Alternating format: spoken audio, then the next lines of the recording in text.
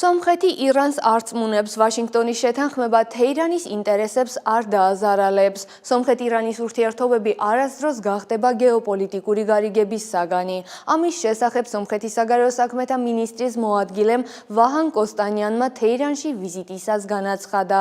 სააგენტო ირნასთვის მიცემულ ინტერვიუში კოსტანიანმა აღნიშნა, რომ ვაშინგტონში მიღწეული შეთანხმებისას ერევანმა თეირანის მგრძნობიარე წერტილები გაითვალისწინა.